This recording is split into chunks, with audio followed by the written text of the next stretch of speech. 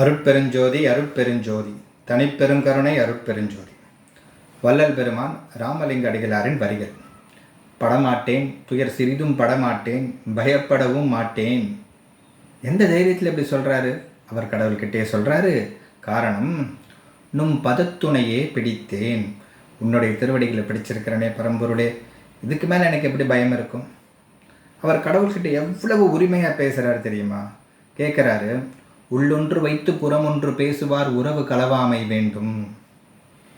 அது மட்டுமில்லை, சொல்கிறாரு, மதி வேண்டும், நின் கருணை நிதி வேண்டும், நோயற்ற வாழ்வில் நான் வாழ வேண்டும். இவ்வளவு உரிமை, இவ்வளவு அன்பு, இவ்வளவு முறையிடுதல், அதிகாரம் பண்ணுறது, கெஞ்சி கொஞ்சி குழைந்து விழைந்து ஆசையோட கோபத்தோட எல்லா விதமான உணர்ச்சிகளோடையும் அவர் கடவுளோட நேருக்கு நேர் பேசியதற்கு காரணம் அவருக்கு கடவுள் மேலே இருந்த அளப்பரிய அன்பு, அளக்க முடியாத அன்பு. அவர் சொல்கிறாரு, கடவுளும் அன்பும் ஒன்று தான் அப்படின்ட்டு. எப்படி? அன்பெனும் பிடியுள் அகப்படும் மலையே, கடவுளை மலைன்றார். அன்பெனும் குடில் புகும் அரசே, ஒரு சின்ன குடிசையில் ஒரு பெரிய அரசர் வருவது போல. வலைக்கு உட்படும் பரம்பொருளே, அன்பெரும் கரத்தமர் அமுதம், என் கையில் இருக்கிற அமுதம் அது ரொம்ப தூரத்தில் இல்லை, எனக்கு நெருக்கமானது அப்படி சொல்கிறாரு. கடத்துள் அடங்கிடும் கடல் அப்படி சொல்கிறார். கடைசியில் சொல்கிறாரு, அன்புருவாம் பரசிவமே.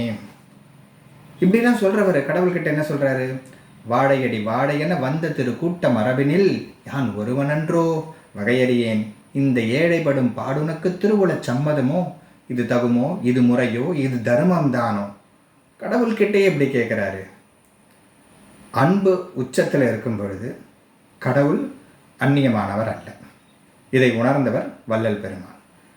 அவருடைய பாடல்களை படித்து அந்த உணர்வை பெறுவதற்கு நமக்கு இப்பொழுது அவர் கொடுத்திருப்பது திருவருட்பா. இந்த திருவருட்பாவிலிருந்து தேர்ந்தெடுக்கப்பட்ட சில பாடல்களை படித்து ரசித்து அதை முழுமையாக உணர்ந்து நம் ஆன்மீக பாதையை சீர் செய்து கொள்வதற்கு சின்மயா இன்டர்நேஷனல் ஃபவுண்டேஷன் மூலம் ஒரு வெபினார் நடத்த உள்ளது. இந்த வகுப்பில் அனைவரும் கலந்து பயன்பெறுமாறு அன்போடு வேண்டுகின்றோம்.